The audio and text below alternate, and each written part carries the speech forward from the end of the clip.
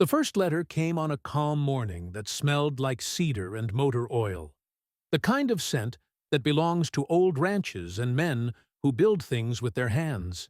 The sun had just broken over the ridge behind my property, spilling gold across the pond that shimmered like glass. I was elbow-deep in the engine bay of my generator when I heard the tires crunching on gravel. The mailman, a kid barely 20, leaned out his truck window. "Got something official for you, Mr. Rayner." He tossed a thick envelope my way, the kind that usually meant taxes or trouble. I wiped the grease off my hands, tore it open, and froze when I saw the header. Pine Valley Homeowners Association. Notice of violation. Now, here's the strange part. I wasn't even part of Pine Valley. My ranch sat above their fancy suburban development. The HOA's border stopped nearly half a mile down the road. But sure enough, right there in black ink, it said I owed a fine of $3,150 for unauthorized water retention. Or, as they put it, hoarding spring water. I laughed at first, thinking it was a mistake. But the longer I read, the more my stomach tightened. They weren't asking. They were ordering, apparently, my spring-fed pond, the same one my grandfather built in 1991, had been reclassified as a potential flood threat to Pine Valley Estates. They claimed my dam structure violated community safety protocols. I could practically hear my grandfather's voice from the grave. City folks will always find a way to make nature their problem. That evening, I sat at my kitchen table with the letters spread out under a single lamp. The paper looked expensive, thick, embossed with the HOA logo, as if intimidation needed a better font. And at the bottom, in perfectly neat cursive, was the signature that would start it all. Margaret Caldwell, President, Pine Valley HOA. I'd seen her once before. Sharp suit, pearl earrings, a woman who treated conversations like court hearings. The kind who'd fine a neighbor for leaving their garbage can out 15 minutes too long. But this was different. This wasn't about garbage cans or lawn paint. This was about my land. The next day, I drove down to the HOA office to clear things up. The lobby looked like a hotel reception. Polished floors, fresh flowers, fake smiles. Margaret stood behind the desk, flipping through a binder as if she'd been expecting me. "Mr. Rayner," she said, with that rehearsed tone people use when they think they're in charge. "I assume you received our notice." I nodded slowly. "Yeah, I also assume you folks know my property isn't inside your jurisdiction." She looked up, that same smug calm in her eyes. "Technically, your pond's drainage field touches the lower marshland, which does fall under Pine Valley's Environmental Protection Zone. Therefore, you're subject to review." "Review?" I repeated. "Lady, that pond's been there since before Pine Valley had pavement." "Regulations evolve, Mr. Rayner," she said sweetly. "Perhaps your paperwork hasn't." That's when she slid a manila folder across the counter. Inside were aerial photos of my land. High-resolution shots that must have been taken by a drone. Red lines marked the boundaries like I was a suspect in a crime scene. She pointed to one of them. "This area here appears to exceed the original permitted reservoir size. That's a safety risk." I stared at the photo. She was right about one thing. The pond had grown slightly larger over the years. Not by human hands, though. By rain, erosion, and time. Nature doing what nature does. Still, I tried reasoning with her. "I've got the original permits, county verified.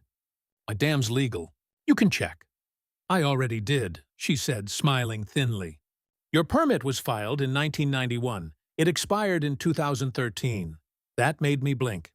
Permits like that don't expire." "They do now," she replied. "Under Pine Valley's Water Compliance Ordinance."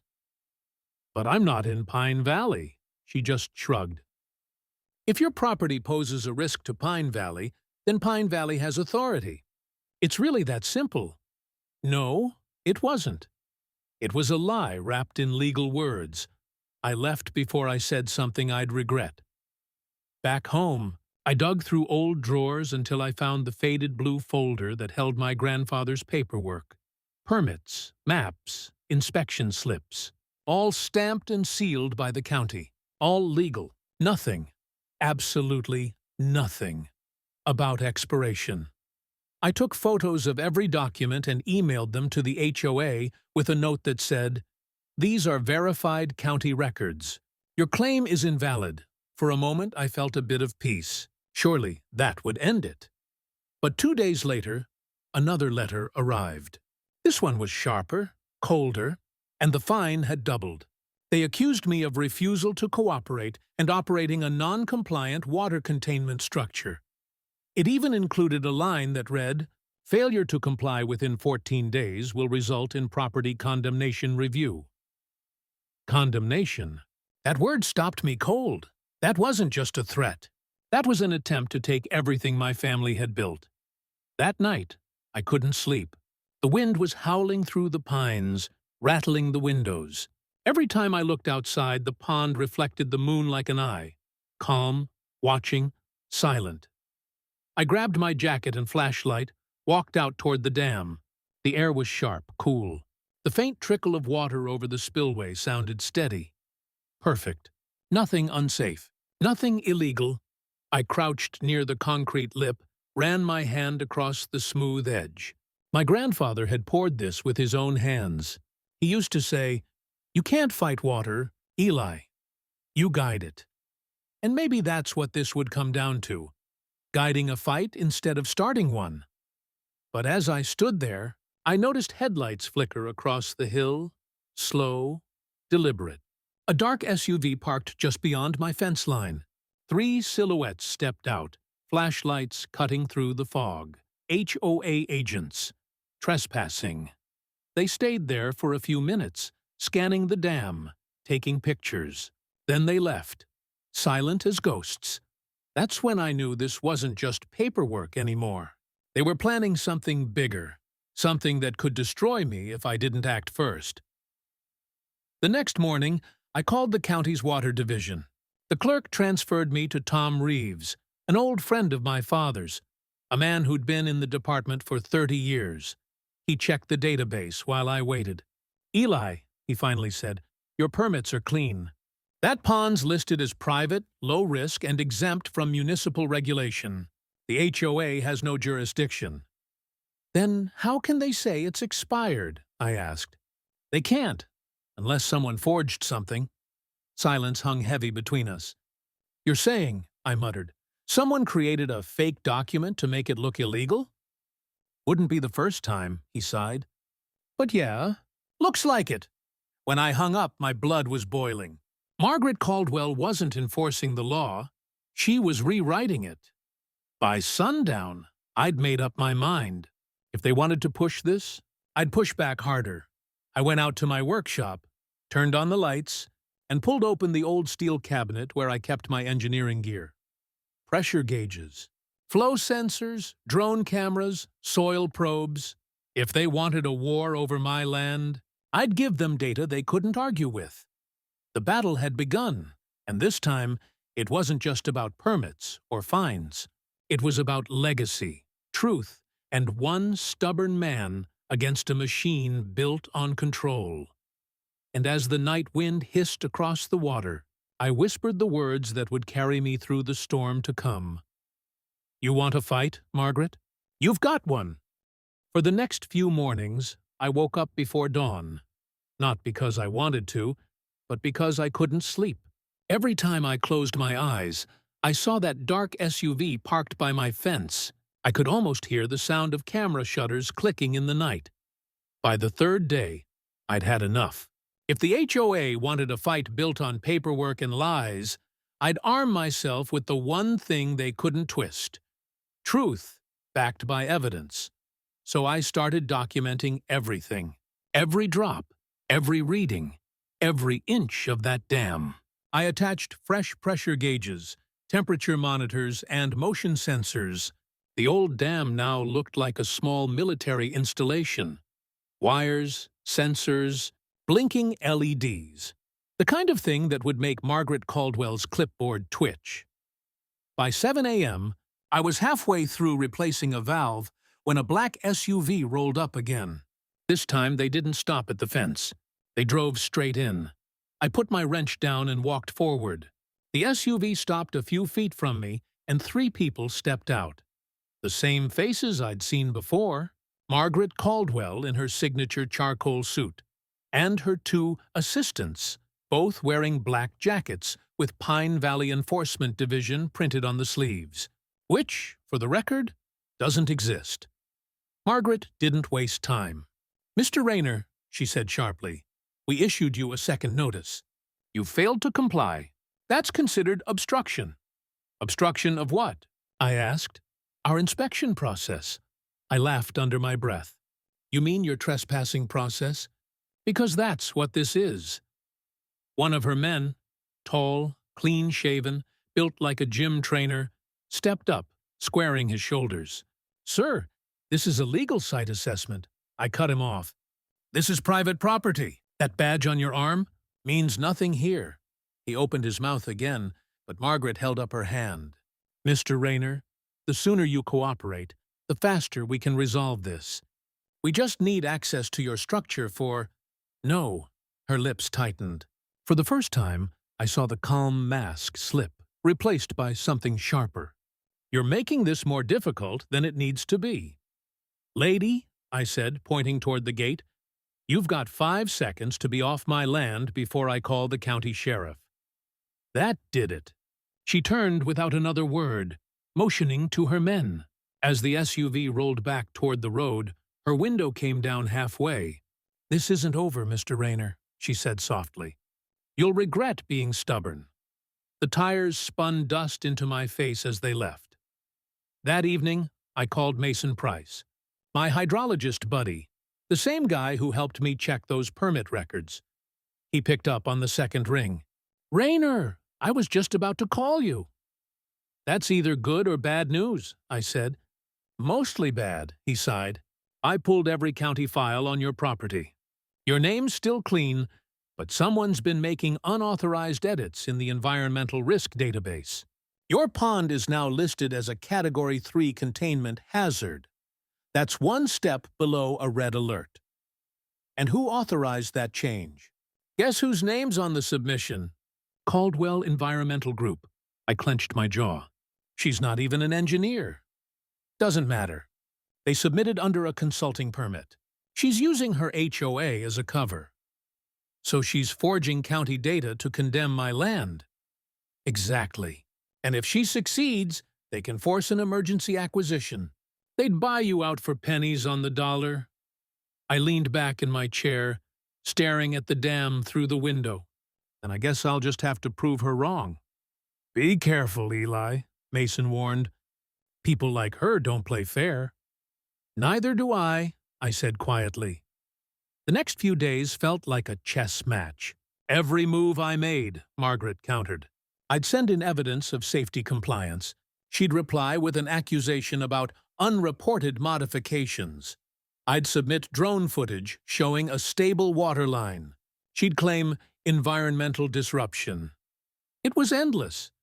And then came the inspection order, a county letter, legitimate seal, legitimate signature, authorizing Pine Valley's HOA to bring third-party contractors onto my property for inspection. Which meant one thing: Margaret had friends inside the county office. That night, I drove into town and parked outside a small diner called Miller's Grill. Tom Reeves, the county water officer, met me there after hours. He looked tired, older than I remembered. "Tom," I said, sliding the letter across the table, "tell me this isn't real." He read it, frowned deeply, and shook his head. "It's real, but I didn't sign off on it." "Then who did?" "A junior clerk named Denise Howell. She works under the environmental desk. Guess who donated to her election campaign?" "Caldwell," he nodded grimly. "Eli, this goes deeper than you think. She's not just trying to fine you, she's trying to build something on your land." "Build what?" Tom hesitated, then lowered his voice. "There's been talk of a private reservoir project, a luxury retreat." She's been pitching it to developers quietly for months. So she wants to flood my land and call it progress. Pretty much. I sat there in silence for a while, staring at the steam rising from my untouched coffee. Finally, I looked up. Tom, how long before that inspection? 3 days. Then I've got 72 hours to expose her. When I got home that night, I walked out to the dam again. The moon hung low, slicing across the surface of the pond like silver fire. The air smelled of wet pine and engine grease. I could almost feel my grandfather standing beside me, the old man who taught me to weld, to fix, to endure. He used to say, "Never let people in suits decide what's right for the soil under your boots." So I started preparing. I gathered everything: videos, data logs, blueprints, soil analysis, and sent digital copies to Mason.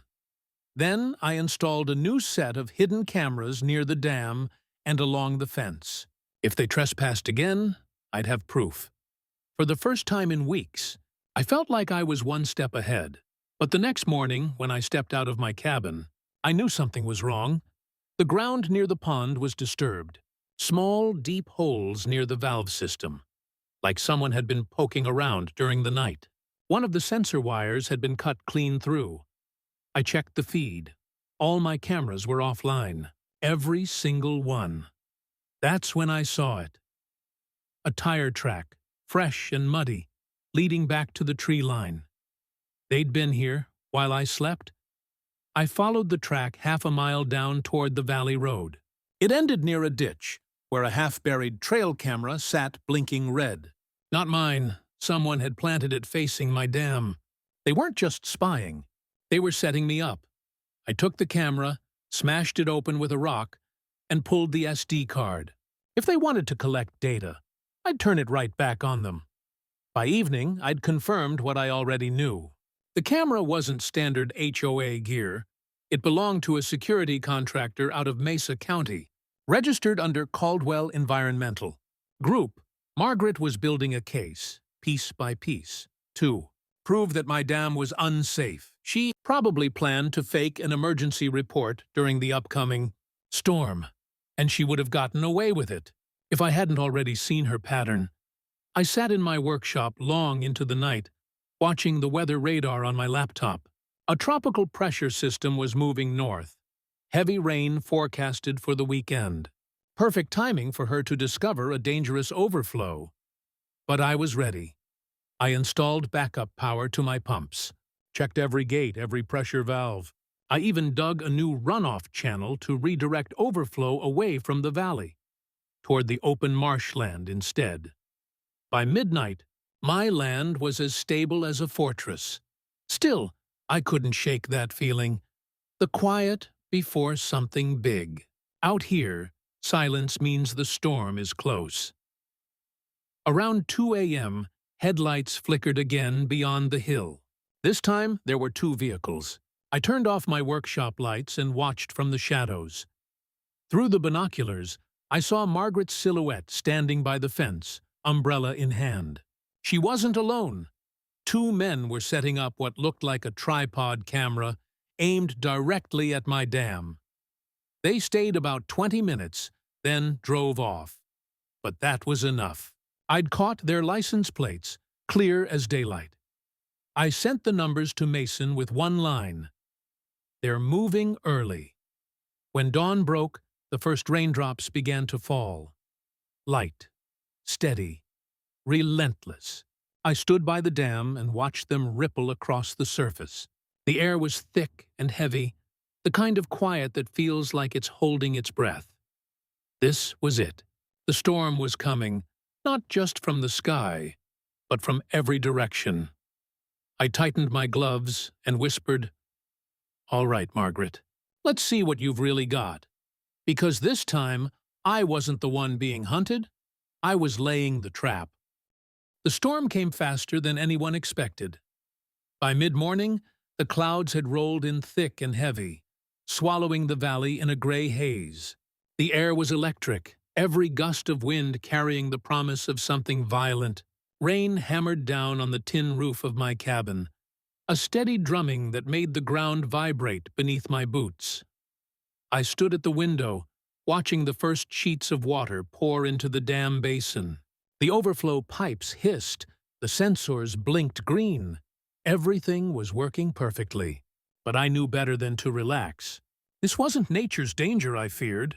It was hers, Margaret Caldwell, the HOA queen who'd turned my home into her personal crusade. Around noon, my phone buzzed, an unknown number. I almost ignored it, but something told me to answer. "Mr. Rayner," a man's voice said. "This is Deputy Klein with Mesa County Sheriff's Office. We've received multiple emergency reports claiming your dam is about to fail. We're en route." I closed my eyes for a second, breathing slowly. Of course, that's how she'd play it. "Deputy, my dam is stable. This is a setup. You'll find out who filed those reports." "Copy that," he said, uncertain. "We'll verify on site." But I knew when the sheriff's office rolled up, Margaret's team would already be there. Cameras ready, spinning the story before anyone heard the truth. I grabbed my jacket, slung the drone bag over my shoulder, and stepped out into the rain. By the time I reached the ridge above the dam, I could see them. A convoy of vehicles crawling up the muddy road. 2 county trucks, 1 white SUV with the HOA logo, and behind them, a local news van. She'd brought the press. I crouched behind the pine trees, watching as Margaret stepped out in a waterproof coat, her hair perfectly in place despite the rain. Beside her, her enforcement officers unloaded equipment, cameras, flood meters, safety barriers. She was staging a disaster. One of her men pointed toward the dam and shouted something. Margaret nodded dramatically for the cameras. "We're here to protect the community," she declared over the rain. "This structure poses immediate risk. We're executing an emergency containment order." And the reporters bought it. They turned their lenses toward the pond, filming the rain hitting the water, zooming in on the overflow pipes as if danger were right there in plain sight. I knew I had minutes before they'd move closer, before they'd discover whatever planted evidence she'd arranged. So I launched my drone. The little machine buzzed into the air, invisible in the mist. Through the live feed, I watched from above as her team placed small black objects along the dam's edge. Explosive markers, remote charges used for controlled demo work. Not something you find in a normal inspection kit. They were faking a breach. My hands tightened on the controller. I recorded everything, every movement, every timestamp. Then I hit the emergency save to the cloud. Down below, the sheriff's trucks pulled up. Deputy Klein stepped out, pulling his hood tight against the rain. He looked confused, maybe even frustrated. "Ms. Caldwell," he shouted. "Who authorized this operation?" Margaret turned, feigning innocence. "The county's environmental desk, Deputy. We're just following procedure." "I've got no such order on my record," he said, pulling out his tablet. "You can't touch this property without a judicial warrant." "This is an emergency," she snapped. "That man's dam is unstable. Look at the readings." She pointed toward a tablet held by one of her men. I couldn't see what was on it, but I knew it was fake data, preloaded to make the water pressure seem critical. Deputy Klein looked uncertain. "We'll have to verify." "There's no time," she interrupted, raising her voice for the cameras. "If that dam gives out, homes down the valley could be destroyed." The reporters caught every word. That was her plan, not to win legally, but publicly, to destroy my reputation before I could even defend it. I stepped out from the trees, rain plastering my hair against my forehead. "Funny thing, Margaret," I called out, my voice echoing across the storm. "You forgot one detail." Everyone turned. The cameras swung toward me like predators locking onto prey. You can't fake a disaster on someone else's land when the whole thing's been recorded live. I held up my phone, the drone feed playing on screen. The video showed her men planting charges, the timestamps clear as daylight. A murmur rippled through the deputies and reporters. Margaret froze for just a second. enough for the mask to crack. "That footage is fabricated," she shouted. "Is it?" I said, stepping closer. "Because this drone's connected directly to the sheriff's evidence server. Your fingerprints are already on the file." Klein took my phone, watching the video. His jaw tightened. "Ma'am," he said, turning to Margaret, "step away from that equipment." "You don't understand," she protested. "He's manipulating." "Enough," Klein barked. "We'll sort this at the station." One of her men made a move toward the dam, probably to destroy the charges. But Klein's deputies stopped him. In that chaos, lightning cracked overhead, splitting the sky open. The rain came harder, blurring everything in silver and gray. And then I saw it. A spark near the dam edge. One of the devices Margaret's team had planted short-circuited in the water. There was a sharp pop, then a flash of flame. Everyone dove for cover. A section of the embankment collapsed. Not the dam itself, just the outer dirt layer, sending a wave of muddy water surging down the hill. Screams echoed through the storm. When the noise died down, I stood up slowly. The dam still held strong, solid, unbroken, exactly as I'd built it. But Margaret's perfect PR stunt was in ruins. Her men were soaked, covered in mud. The news crew scrambling to protect their cameras. Deputy Klein's team moved fast, cuffing the two contractors and securing the detonators. Margaret stood there, motionless, mascara running with the rain. "You did this to yourself," I said quietly. "You tried to weaponize fear, and it blew up in your face." She didn't reply, just stared at the water like she couldn't believe it hadn't failed. Hours later, when the storm finally broke and the valley returned to silence, the sheriff's office towed away the vehicles. The charges were logged as evidence, and Margaret Caldwell was arrested for fraud, falsifying county documents, and reckless endangerment. The HOA board dissolved within a week. Turns out, most of them didn't even know the extent of what she was doing. And me? I kept my land. But it didn't feel like victory. Not exactly. That night, I stood by the dam again, watching the calm water reflect the stars. The air smelled of rain and mud and pine. Peaceful, but scarred. My phone buzzed. A message from Mason. "Saw the news. You did it, man. Proud of you," I smiled faintly. "Yeah," I typed back. "But I didn't win by fighting. I won by recording the truth. Because in the end, Margaret's biggest mistake wasn't underestimating my dam. It was underestimating what a man defends when he's protecting more than land. When he's defending his name, his father's work, and his own peace. The storm had washed everything clean. The lies, the fear, the fake power. All that remained was the sound of running water, steady and alive, just like it always was. And as I walked back toward my cabin, the wind carried the faintest whisper through the trees, almost like my father's voice saying, "You did good, son. You kept the line."